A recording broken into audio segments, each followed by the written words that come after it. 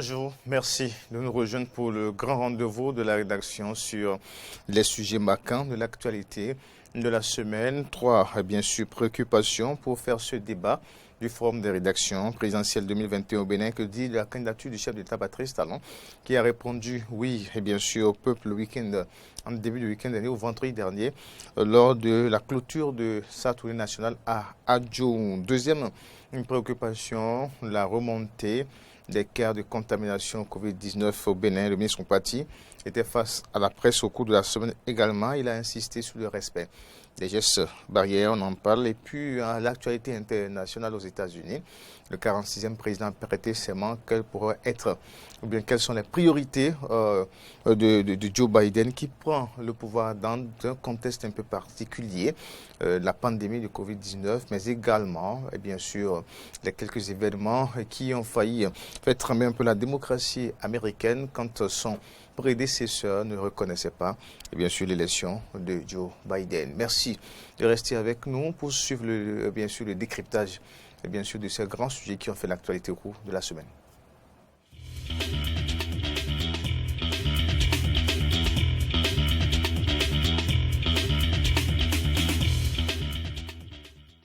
On découvre ensemble maintenant les invités de ce plateau du Forum des rédactions. Arnaud Moriagua, bonjour. Bonjour Koné Aïssé, bonjour ou bonsoir aux téléspectateurs selon l'heure à laquelle on nous voit. Et puis en face de vous, Gilles-Chris Tidi, bonjour chers confrères. Bonjour Koné, bonjour à Maury et bonjour à tous nos téléspectateurs. Alors on va commencer donc par le oui du chef de l'État pour un second mandat, Patrice Talon candidat pour la présidentielle de 2021. Il a lâché le mot oui et il s'est engagé quand il bouclait sa tournée vendredi dernier. C'était à Djohou. Si la réalisation permet, on revient, on suit ces déclarations du président Patrice Talon. C'est ici que je vais lever peut-être le voile. Je ne l'ai pas programmé ici, mais je suis un homme d'émotion. Les choses m'envahissent et je cède à ce qui positivement m'envahit. Servir une cause aussi noble que celle du Bénin requiert tous les sacrifices, requiert toutes les passions, requiert tous les efforts. Continuer la dynamique, je veux m'y engager.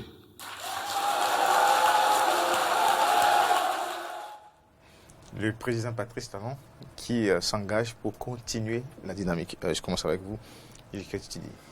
Oui, c'est dit et tout le peuple béninois est informé désormais que Patrice Talon n'a plus rien à faire de ce qu'il a promis en tant que candidat, de ce qu'il a quand même continué à promettre en tant que président de la République élu en 2016, à savoir de faire un mandat unique.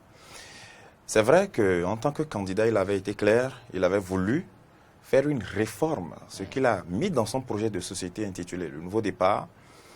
La réforme, c'était une réforme politique, institutionnelle, dans laquelle il entendait réviser la Constitution ou faire réviser la Constitution en y mettant désormais que pour assurer la bonne gouvernance au sommet de l'État, il fallait contraindre les chefs d'État ne faire qu'un seul mandat. Parce qu'il estimait, et souvenez-vous de son intervention à l'occasion de la présidentielle dans l'entretien télévisé Moi Président, où il disait il insistait même que les journalistes n'ont qu'à le comprendre. Ne soyez pas sourds à ce que je vous dis. Ce qui permet à un chef d'État de revenir après avoir passé le mandat, ce n'est pas son bilan. C'est sa capacité à soumettre tout le monde. C'est sa capacité à soumettre les institutions, ce qu'il a qualifié de grands électeurs. Et donc, pour mettre fin à cela, disait-il, il fallait mettre dans la Constitution que désormais, on ne peut plus renouveler le mandat. Et lorsqu'il l'a dit tout le temps, il s'est fait élire à la tête du Bénin, en tant que président de la République, il a dit devant le monde entier, Ubi et Orbi à Porto Novo, à l'occasion de sa prestation de serment. Il aurait pu se taire à ce moment-là, parce que rien ne le contraignait à continuer à le dire. Il a dit, je ferai de mon mandat unique une exigence morale en exerçant le pouvoir d'État avec dignité, etc., etc. Et il a dit, sous la clameur de toute l'Assemblée, sous les ovations et les admirations de la communauté internationale. Mais après, quelques mois après, le 1er août 2016, de la même année, quelques mois après son arrivée, Il l'a encore réitéré à l'occasion d'un entretien télévisé, public cette fois, où il était face aux acteurs de la société civile, à des acteurs politiques, à des journalistes, où notre confrère André Dossat lui a posé encore la question une nouvelle fois pour dire, mais et si la réforme ne passait pas? Parce que jusque-là, c'était, je vais faire la réforme, je vais faire. On a dit, mais et si la réforme ne passait pas? Et il a dit, je voudrais que tout le monde soit sûr et certain d'une chose. Il a employé 2 adjectifs, hein, sûr et certain d'une chose. Si par extraordinaire, le mandat unique, cette réforme ne passait pas, dans tous les cas, à titre personnel, je ferai le mandat unique pour montrer à mes concitoyens que j'y crois et qu'en 5 ans, on peut faire le job et laisser la tâche à une autre personne. Et il ajoutera, nul ne peut à lui tout seul construire une nation entière. Il a dit le 1er août 2016. Les vidéos existent encore.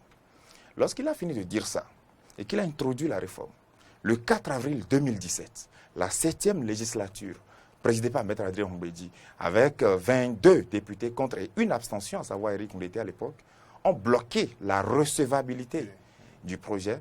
Le chef de l'État, curieusement, le 7 avril du même mois, monte à la télévision et lui repose la question. Voilà maintenant que la réforme n'est pas passée. Est-ce que vous tenez toujours? Et là, curieusement, il dit j'aviserai. Vous voyez, c'était une sorte de revenu, de faire machine arrière, alors même qu'il a dit, si par extraordinaire ça ne passait pas, que dans tous les cas, à titre personnel, ben je ne sais pas. Cette position qui a, entre-temps, commencé à changer.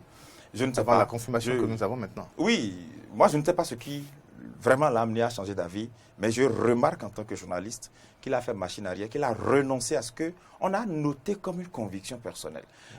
Moi j'ai senti qu'il vivait ce qu'il disait. Il était tellement convaincu, c'était un objectif qu'il voulait atteindre, une ambition noble et personnelle. Et lorsqu'il est venu au pouvoir, et curieusement il dit j'aviserai, c'était suffisamment contradictoire à ce qu'il a dit le 1er août 2016. S'il n'avait pas dit, si par extraordinaire la réforme ne passait pas, que lui, il allait faire le mandat unique, s'il n'avait pas dit ça là, on aurait pu croire que bon, c'est parce que la réforme n'est pas passée qu'il veut revenir. Donc, moi j'ai du mal à comprendre l'annonce de sa candidature. Cependant, sur le plan de la Constitution actuellement en vigueur dit que si vous remplissez les conditions aux yeux de la loi, vous faites un mandat renouvelable une fois. Et donc, sur le plan de la Constitution, sur le plan du Code électoral, de tout ce qu'on a comme texte, le chef de l'État, l'actuel président de la République, Patrice Talon, a le droit de revenir. Mais sur le plan éthique et moral, il y a des enfants qui nous suivent, il y a des jeunes conformes en journalisme, il y a des petits qui sont à l'école, qui ont parfois pour idole ces hommes politiques-là. Et ce n'est pas normal qu'on célèbre le reniement de soi-même, parce que c'est une façon de se renier soi-même. Et je trouve que c'est dommage. Ando Mouyagwa, c'est votre point de vue également Ce n'est pas parfaitement mon point de vue, puisque en cours de route, le chef de l'État est revenu pour dire j'aviserai. Et cette annonce, il a faite suite à une tournée de reddition de comptes dans les 77 communes. Et on a vu tout l'enthousiasme des populations lors de cette tournée. On a vu les messages de suscitation, de retour au pouvoir. On a vu des fanions sur lesquels c'est écrit 10 ans. Finalement, par rapport à ça, il a dû, face donc à la sollicitation du peuple, renoncer à ces... Le chef de l'État a dit qu'il continue dans la dynamique, qu'il continue le job. Tout ce qui a été entrepris comme... réforme en matière de lutte contre la corruption, tout ça et tout ce qu'il a entrepris comme les infrastructures, les réformes, les chantiers en cours et tout, il pense qu'il peut rester dans cette dynamique-là et continuer le job.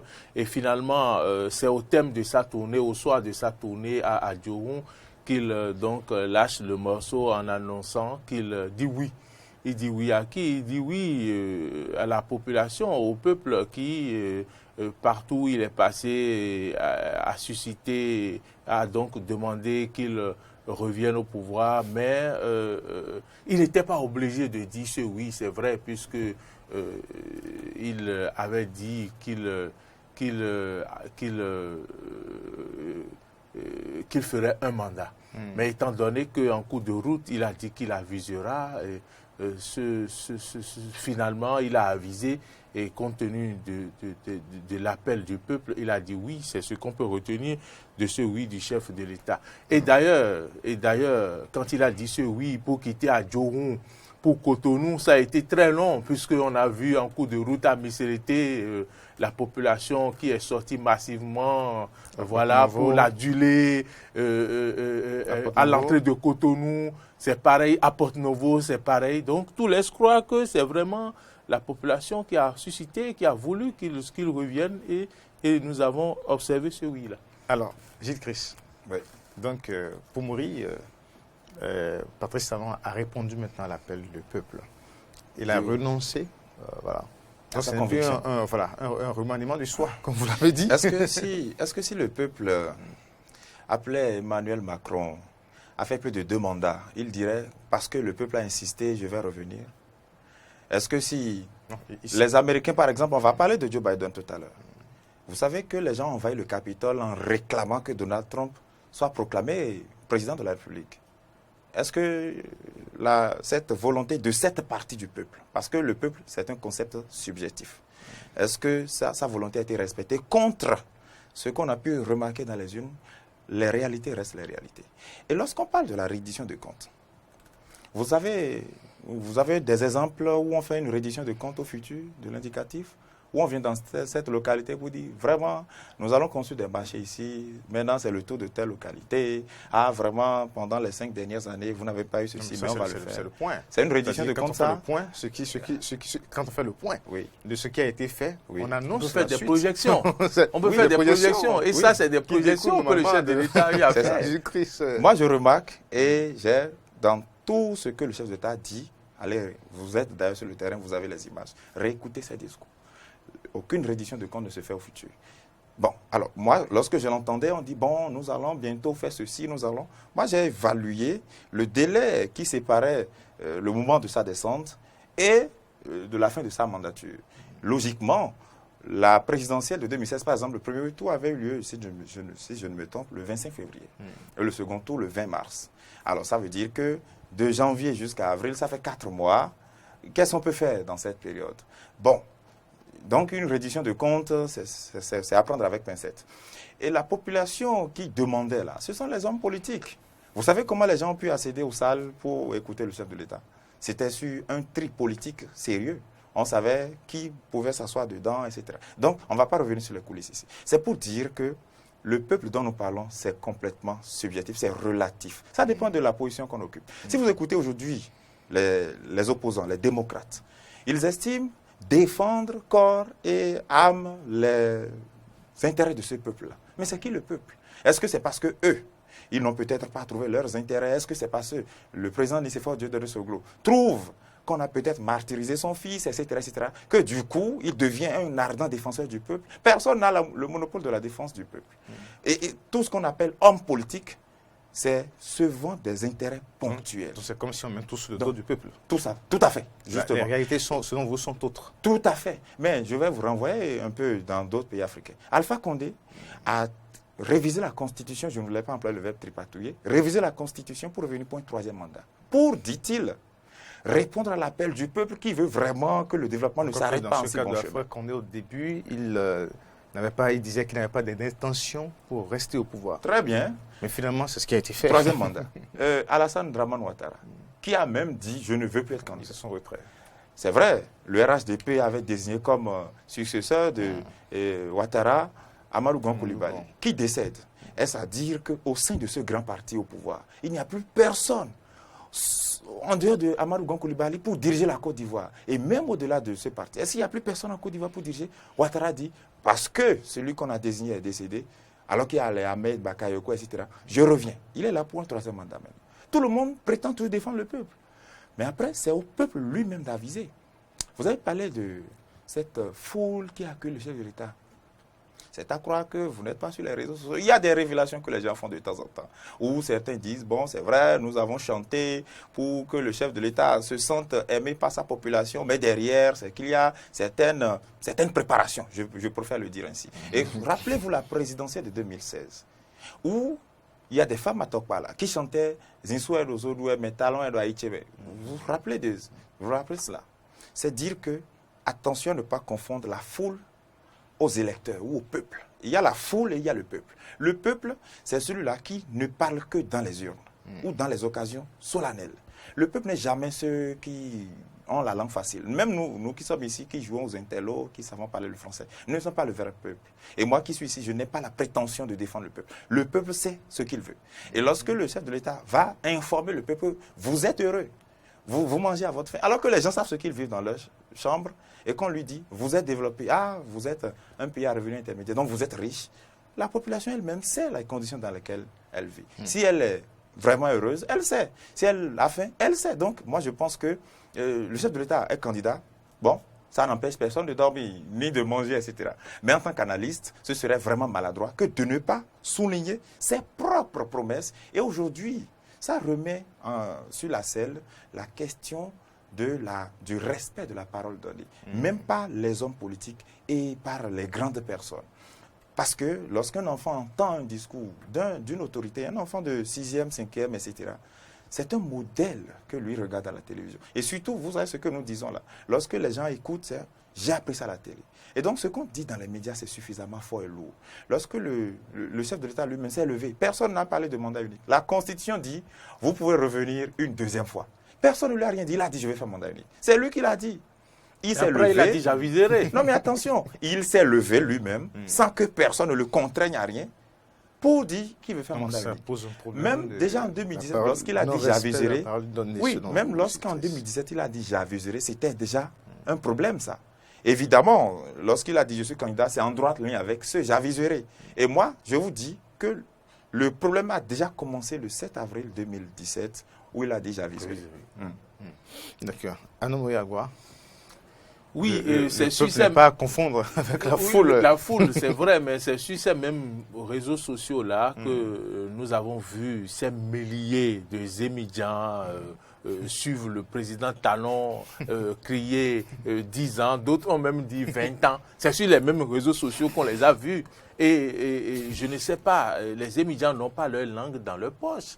Et ce n'est pas en quelques heures qu'on peut mobiliser des milliers de émigrants. Vous avez vu la foule sur les réseaux sociaux. Et si le peuple ne veut pas de son président, au moins on doit avoir des indices parmi ces émigrants-là. Si on va les mobiliser, ils vont refuser. Mais mobiliser 1000 et quelques émigrants en quelques heures, ce n'est pas évident.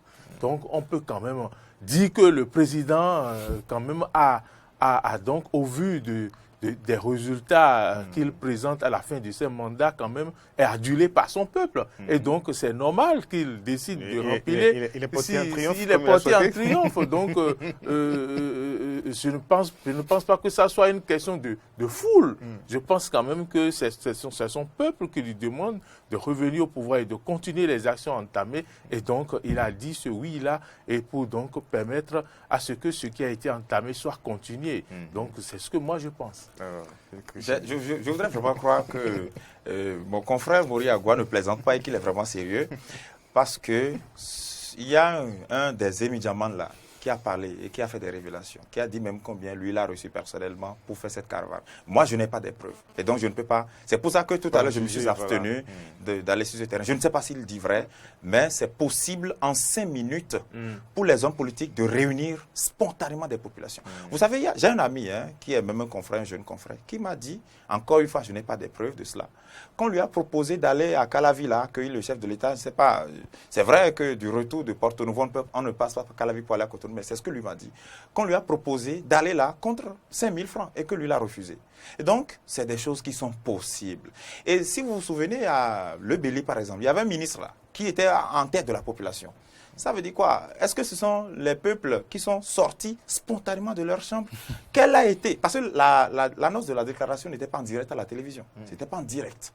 Comment les gens ont su avoir l'information pour sortir aussi spontanément si on ne les a pas préparés? Tout ça, c'est préparé. Et le président de la République, dans sa tournée de reddition de comptes, est-ce que c'est à l'occasion d'une tournée de reddition de comptes qu'on annonce une candidature? Je pense que le chef de l'État a plusieurs tribunes. Au thème de la tournée, il a annoncé sa candidature au thème de sa tournée de reddition de comptes. Est-ce que l'annonce de candidature est une reddition de comptes? Est-ce que l'annonce est une reddition de comptes? Au thème de sa tournée, on peut se permettre d'annoncer sa candidature. On l'a vu, on a vu la vidéo à Dioron quand il finissait. C'est par là qu'il a fini. Ses mots, son discours. Et sur l'émotion.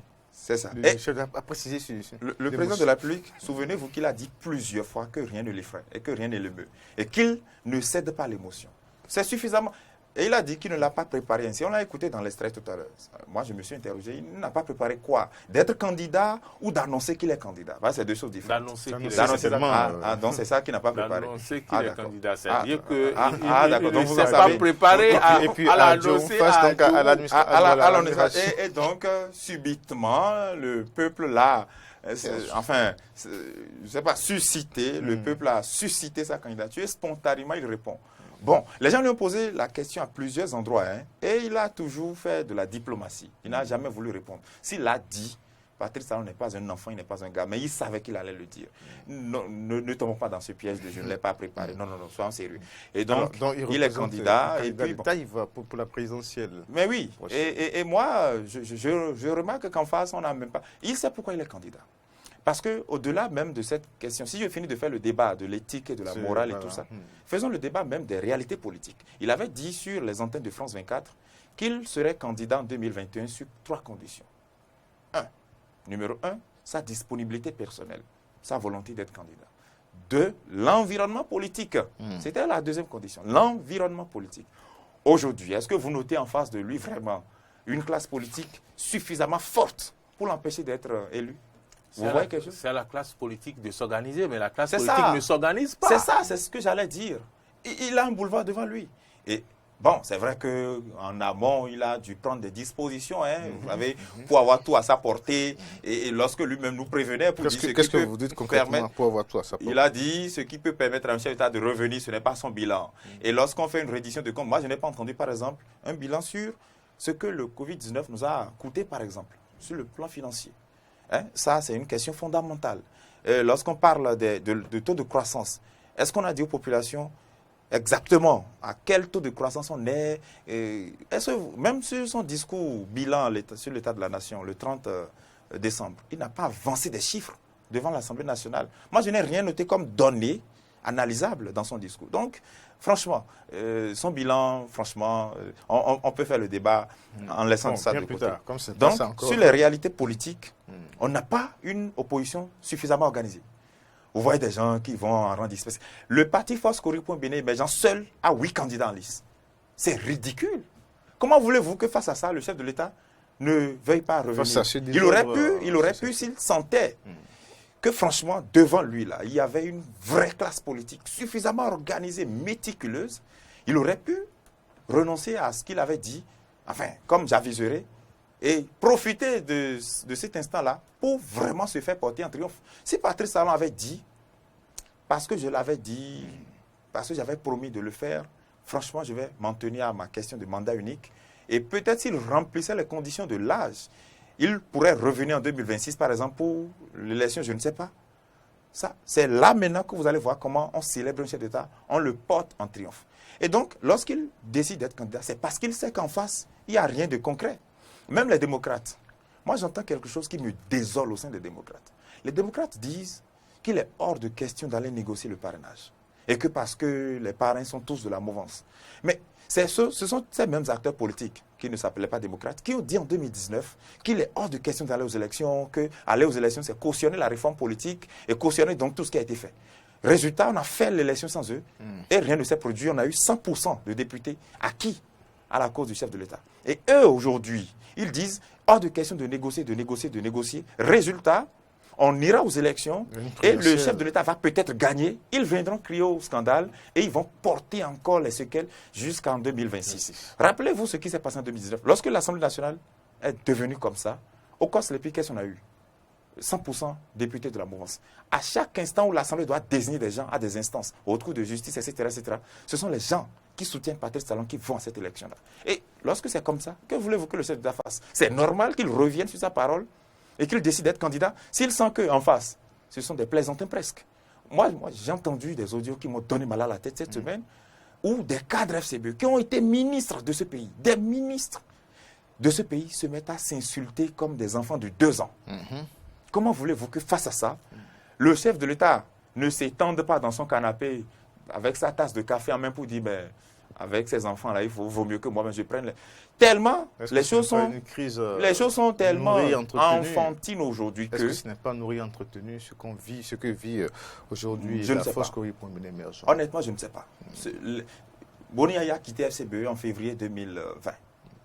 Et on a entendu les cadres actuels qui s'insultent, disent jamais que, eux, ils ont voulu assurer la survie du parti. Celui-même par qui le parti est né trouve que ce qui est là n'est plus ce qu'il a voulu comme parti. Et il sort de là. Et tout le monde se met à le vilipender. Or, c'est lui qui les a fait, eux là. C'est-à-dire que c'est lui qui les a fait debout comme ça en tant que personnalité. Politique. On se met à le vilipender. Et finalement, ils reviennent. Généralement, je vais faire une caricature sans pour autant dire que c'est pour stigmatiser tel ou tel. Lorsque vous voyez des voleurs, ils s'entendent généralement sur le butin à dérober. Mais rarement ils s'entendent sur la part de chacun. Lorsqu'on finit de dérober un objet qui ne nous appartient pas, rarement maintenant on s'entend sur le partage. Et c'est presque ce qui arrive au sein de FCBE. Donc moi je trouve que en face de Patrice Talon, potentiel candidat, disons candidat de la majorité présidentielle, on n'a rien de concret en face. Et du coup, le chef de l'État lui-même, même qu'il le veuille ou pas, il se sent obligé, quelque part, de revenir, même si on dit c'est préparé et tout. Moi, je n'ai aucune preuve. J'analyse ce que je vois. Et je vois que l'opposition actuellement n'existe que de nom. Donc l'opposition a contribué aussi à ce choix de Patrice Talon. Effectivement, l'opposition a contribué aussi à ce choix de Talon. L'environnement politique montre en face que nous n'avons pas une opposition digne du nom, capable de faire le poids, de challenger. Et je vois même que si Patrice Talon avait dit qu'il ne se représenterait pas, on voit bien le spectacle qu'allait nous offrir l'opposition, avec ce déchirement qu'on observe au sein des Foscori pour un Bénin émergent. Les démocrates qui ont constitué un front avec d'autres partis également, alors que l'opposition devrait se mettre ensemble et faire front tous ensemble pour pouvoir aller contre la force en face. Donc finalement, on remarque que l'opposition n'est pas suffisamment organisée pour faire le poids et donc c'est normal, cette candidature du président Patrice Talon vient à point nommé. Et donc je pense quand même que il y a des leçons forcément à tirer, parce qu'on ne devrait pas s'attendre à ce qu'au lendemain suite à ce qu'on a observé, les FCBE, suite à la sortie du président, l'ancien président Boni Yayi du parti, qu'on observe à ce stade-là, ce déchirement avec à sa tête le secrétaire exécutif du parti. Et donc, je pense que c'est c'est normal que face à cette situation, qu'on voit le chef de l'État qui soit candidat et qui se représente et qui n'ait rien en face, comme le dit J.Chris, c'est un boulevard qui est devant lui. Et je pense qu'il va avancer sur ce boulevard-là. D'accord. Alors maintenant, pour le reste du débat, à propos de sa candidature, on le fera. On va continuer cela et passer à un autre sujet rapidement. Je voudrais ajouter qu'il faut qu'on puisse travailler. C'est vrai. Et lorsque je vois tout ce qu'on vient de dire et ce que nous regardons, je suis d'accord avec Jacques Chirac qui disait que la démocratie est un luxe que l'Afrique ne peut pas se permettre d'avoir. Et c'est nous-mêmes qui avons fait notre propre constitution pour dire le mandat actuel, c'est 5 ans renouvelables une seule fois. Et pour le cas du Bénin, par exemple, c'est nous-mêmes qui nous sommes mis comme une camisole de force pour dire 70 ans, c'est l'âge maximum, et 40 ans minimum. En Côte d'Ivoire, par exemple, on n'a pas de limitation d'âge. Henri Konan Bédié, à 86 ans, il était candidat pour la présidentielle du 31 octobre 2020. Et donc, aux États-Unis, Joe Biden, 78 ans.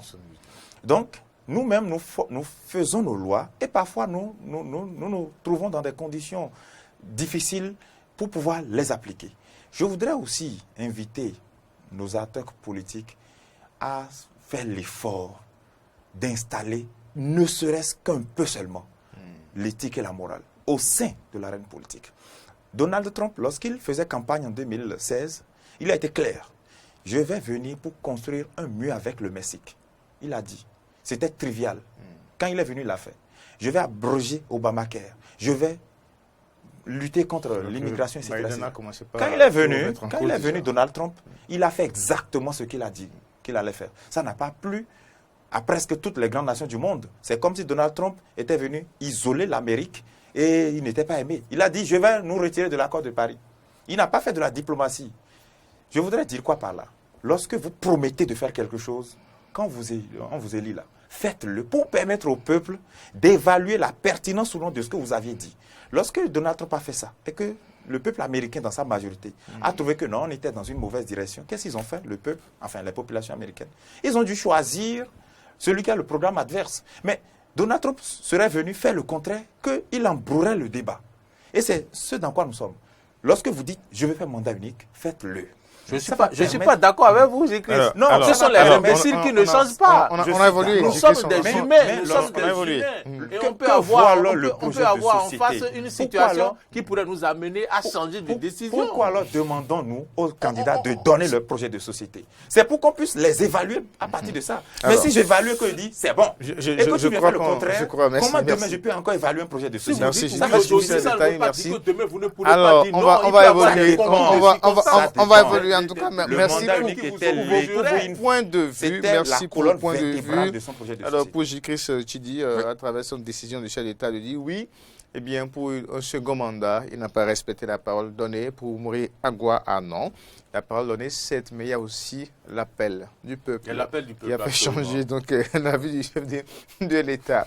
Alors, on va laisser donc le sujet politique à Mori Agua et parler maintenant de la politique sanitaire face à Covid-19 ou de quelques relâchements observés encore. Le ministre Benjamin Moupati était face à la presse au cours de la semaine pour annoncer que, attention, au Bénin, la maladie progresse encore et qu'il faut que nous puissions devenir encore plus stricts sur les gestes de barrière. Anou Moriagua. Pendant longtemps, on a remarqué quand même que le ministre a cessé de faire ces points de presse qu'il faisait et que devant les médias, d'attirer l'attention au quotidien ou du moins par semaine de la population sur la résilience, la vigilance face à cette maladie-là. Et finalement, subitement, on voit le ministre qui sort ce mercredi et qui revient faire le point de cette contamination au Covid-19, le nombre de cas, le nombre de décès. Il a même expliqué que on a senti une négligence de la part de la population et qu'en quelques jours seulement, on a enregistré plusieurs cas de mort. Oui, le ministre, c'est normal, il est dans ses droits et il doit faire ce point pour que nous puissions savoir où nous en sommes. Mais moi, personnellement, comme analyse, je me demande pourquoi c'est à ce stade que le ministre effectue une telle sortie. Pourquoi c'est au lendemain de la fin de la tournée du chef de l'État que le ministre fait cette sortie-là. Y a-t-il des rapports, Moriagua? Non. On aurait pu appeler également à la vigilance pendant que la tournée s'effectuait, parce que également cette tournée-là que le chef de l'État a effectuée, il a passé dans toutes les communes. Il y a eu brassage, on a vu dans les vidéos des gens peut-être qui n'avaient pas porté leur bavette en dehors des salles, bien sûr, dans la foule. Et donc on ne peut pas tout contrôler. Je pense quand même que on devait prendre quand même quelques mesures pour également permettre à ce que peut-être cette tournée-là n'aurait pas pour éviter les bains de foule. Les bains de foule, parce que ce sont les bains de foule qui conduisent aux contaminations. On se demande quelle est la source. Quelle est la source de ces contaminations, de ces regains de contamination? Est-ce seulement les négligences ou bien c'est également ces réjouissances qu'on observe tous les week-ends. N'oublions pas qu'il y a eu des décisions qui ont été prises pour que les gens n'organisent plus les réjouissances, les fêtes que nous voyons les week-ends. Mais on voit malheureusement que ça continue. Les réjouissances, les bars, les coins publics, les endroits où les lieux de plaisance continuent d'être animés tous les week-ends. Et je pense quand même qu'au-delà de ce point-là, des résolutions doivent être prises. Il faudrait que le ministre, que le gouvernement analyse et voit quelles sont les dispositions qu'il faut prendre pour éviter le regain de contamination véritablement. Parce que si en quelques jours, il y a eu plusieurs décès, c'est que nous devons prendre au sérieux les cas de contamination. Nous allons prendre au sérieux la situation pour pouvoir éviter encore les regains de contamination. Alors, je ne sais pas si M. Sy veut nous proposer d'écouter le ministre Mpati, si c'est possible. On peut revenir là-dessus, M. Sy, mais dans le cas contraire, on va continuer. Alors, J. Christidi, voilà. Oui, on peut l'écouter. M. Sy, le ministre de la Santé au Mpati. Pour limiter sa propagation, le gouvernement développe des stratégies de riposte régulièrement mises à jour. La transmission de cette maladie est essentiellement communautaire, avec un pic observé au mois de juin-juillet 2020 et une stabilisation, voire une tendance baissière depuis les 4 derniers mois de l'année 2020 dans notre pays. Depuis quelques semaines, à l'instar des autres pays de la sous-région et du monde, le Bénin est confronté à une recrudescence du nombre de cas. Ainsi, depuis le 1er janvier 2021, le nombre moyen de cas confirmés par jour a doublé, passant de 8 à 17. Le nombre de cas graves suit la même tendance. À la date du 19 janvier 2021, le Bénin compte 3 595 cas confirmés à la PCR, dont 3 290 guéris, 250 patients en cours de suivi, dont 38 cas graves et 5 décès enregistrés en 20 jours, portant à 48 le nombre de pertes en vies humaines liées à cette pandémie au Bénin. Ces cas graves et décès sont enregistrés surtout chez les sujets à risque, âgés de plus de 60 ans, porteurs de diabète. Alors, c'était à l'instant le ministre Benjamin Mpati, lors de sa sortie médiatique. Gilles Christidi, oui. On l'a déjà analysé un peu, voilà, un peu de relâchement. C'est à tous les niveaux, surtout à nous a insisté là-dessus. Et pourquoi pas les longues foules observées lors de la sortie nationale pendant un mois, quand même, le chef de l'État aussi, pourrait peut-être expliquer également certaines choses, selon Arnaud Moriagoua. Très bien, et je suis ravi que ce soit lui qui l'ait dit, après l'avoir écouté tout à l'heure. Vous savez, je pense quand même que lorsque vous comparez les chiffres de cette maladie-là, de ses effets sur le Bénin, avec les chiffres des autres pays, je crois que le Bénin a quand même réussi à contrôler cette maladie-là. C'est, je crois, l'une des grandes actions menées par le gouvernement Talon. Ils ont réussi à gérer dans une grande mesure cette pandémie du coronavirus. Évidemment, lorsqu'on dit qu'il y a 2 nouveaux morts ou à ajouter au chiffre précédent, nous avons eu notre premier cas de coronavirus le 17 mars 2020. Du 17 mars jusqu'à aujourd'hui, on a à peine une quarantaine de décès.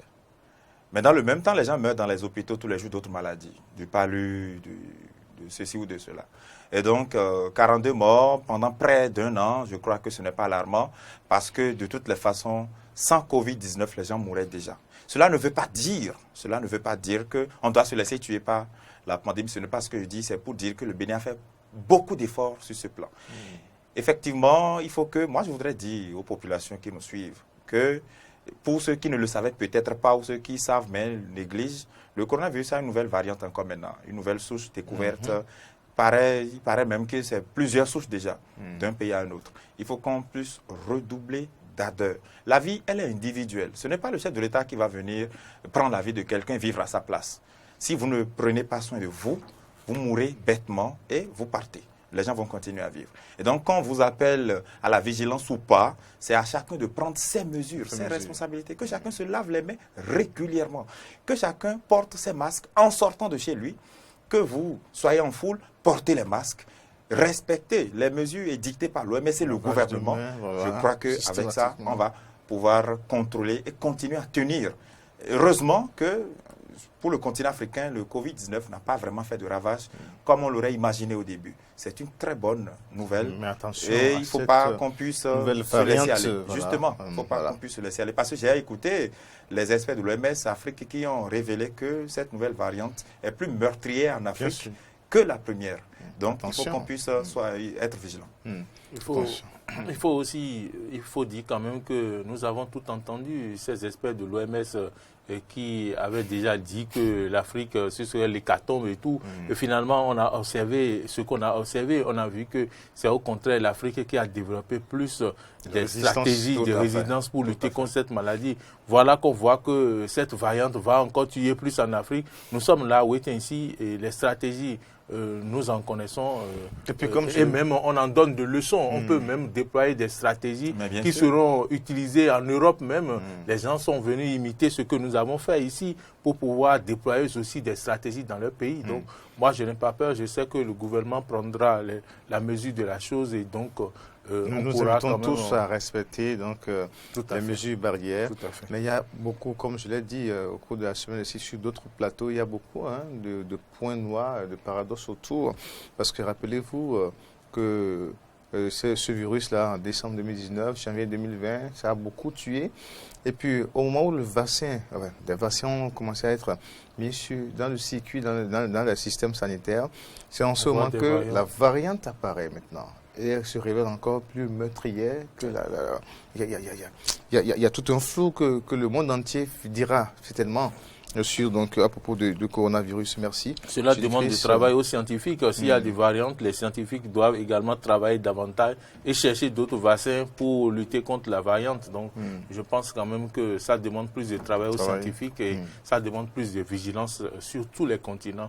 Et c'est ce qu'on peut dire. Alors, et au dernier sujet maintenant, voilà, c'est la pandémie toujours de coronavirus qui a peut-être fait partie des sanctions contre Trump, peut-être on ne sait jamais, puisque au départ, on a vu l'administration Trump qui n'avait pas tellement pris à bras le corps la gestion de la pandémie. Les États-Unis sont à plus de 400 000 morts pour ce qui est du coronavirus. Et c'est dans ce contexte que Biden a pris le pouvoir. Vous l'avez suivi, le contexte de la pandémie, mais également le contexte d'insécurité.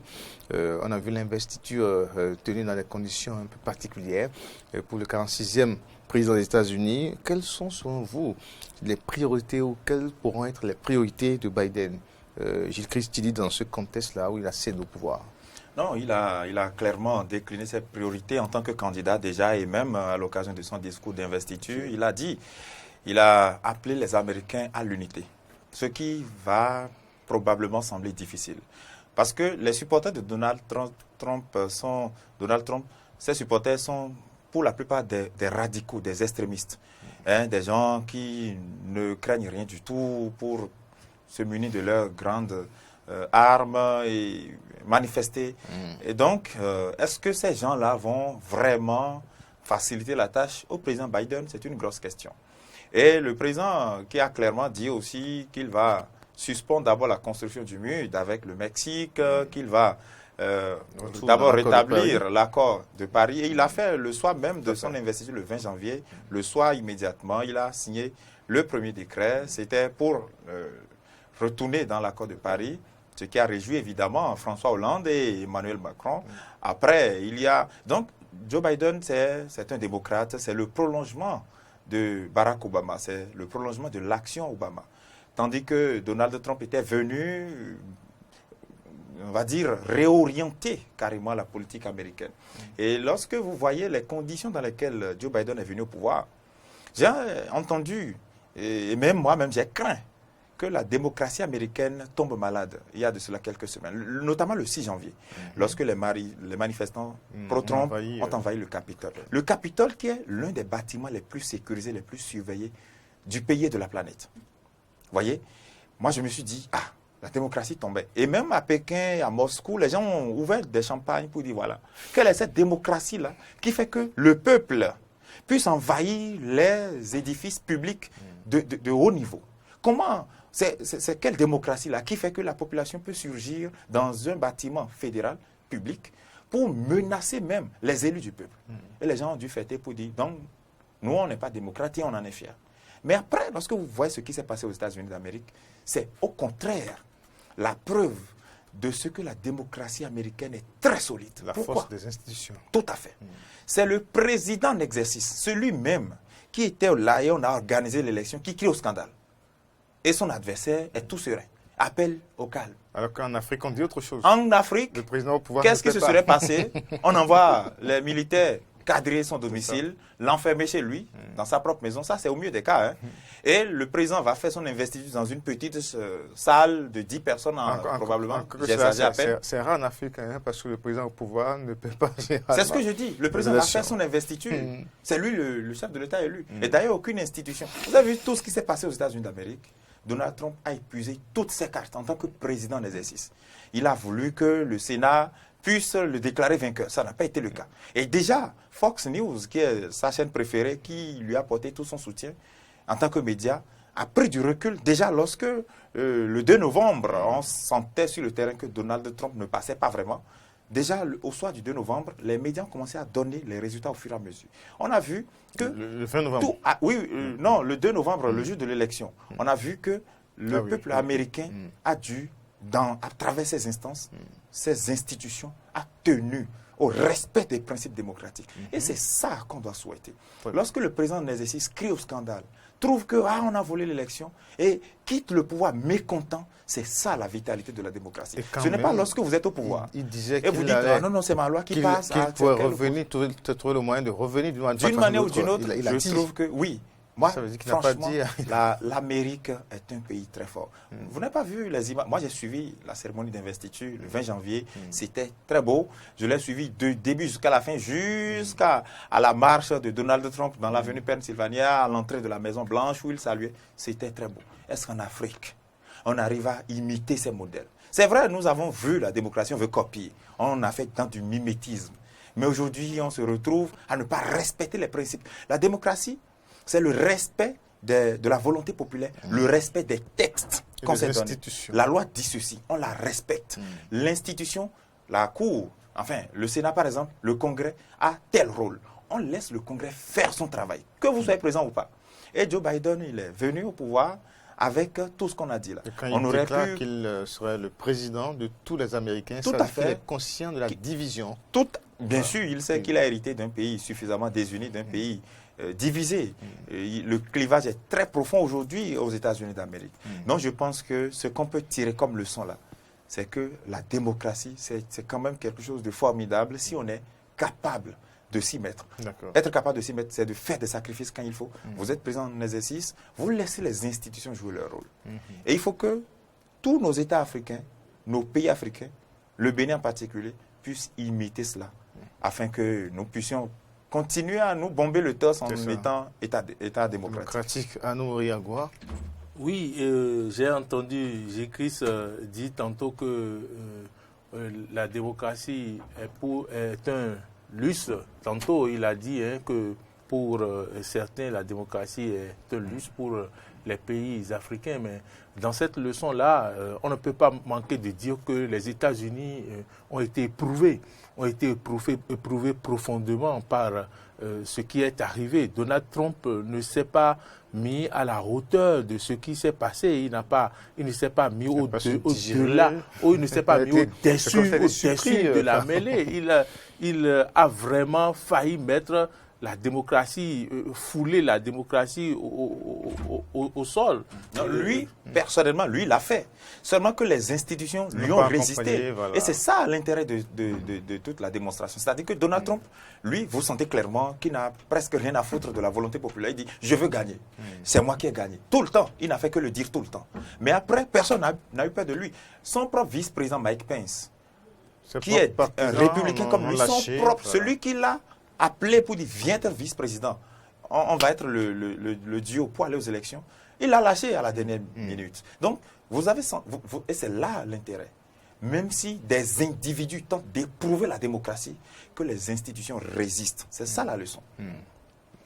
Oui, c'est bien dit. Voilà. Merci beaucoup à vous, Gilles Christ.